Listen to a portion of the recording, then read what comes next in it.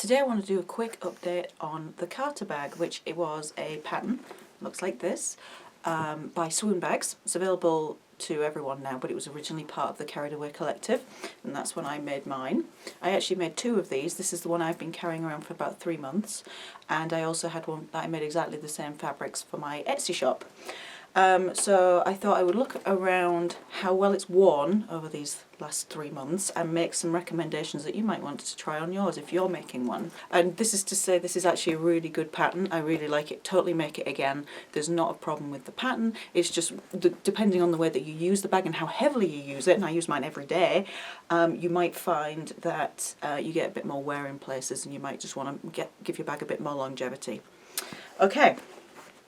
So first off, I have the one with the slidey front there, and I do have a suggestion for the inside as well as some for the outside, but most of these are for the outside. These straps, I use my shoulder strap all the time. It comes with a detachable shoulder strap as well as the handle on the top. I have no complaints about the handle on the top, but I am having a bit of trouble, as you can maybe see there, with the handle on the side. I don't know if you can quite see, but it's starting to come away, and it's actually ripped the vinyl a little bit. I need to repair that. So my suggestion for the side straps, when you attach the side straps, these little tabs, would be to add an extra layer of stitching, so you know how you will sew close to the D-ring. Do 2 layers, and also I'm going to add a rivet in there. So I'd recommend adding a rivet. I'm going to do that at both sides. So that's 2 extra rivets that you'll need for your pattern. The next thing is the rivets are actually, one of my rivets is starting to come out in the straps that go across the front. Every now and again I'll find the back and it's floating around in the flap, so I just need to mallet those a little better. So they do seem to get, especially the ones at the front, these two do get quite a lot worse, and make sure that you're using a good quality rivet or one of the screw type ones, because that should probably work a bit better than the mallet in ones. So I'd recommend doing that.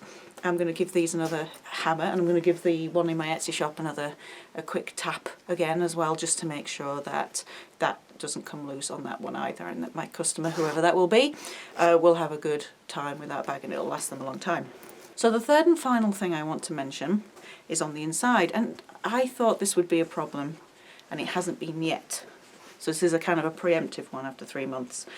With my sewing machine, I wasn't able to do the very last step where you top stitch the sides here, just because I don't know how well you can see it, but I don't have a free arm, and so I was constantly getting the side of the bag in the way. So I ended up having to hand stitch it, which is always a bit of a worry. I actually have a little bit of my top stitching coming away as well, which I'm going to fix on this one. That's just me rather than the pattern. So back to these side bits. I am a little concerned that these will come apart, especially if you put a lot of stuff in your bag. At the minute they haven't, but I'm going to put a rivet either side of the zipper here as well, and I'm going to try and catch that tuck where that goes in here, where you've tucked it in. I'm going to try and catch that with the rivet as well, so I want a nice long one. So that's actually 4 extra rivets that you want to do, and a tiny little bit of extra sewing, and then you'll have a perfect Carter bag.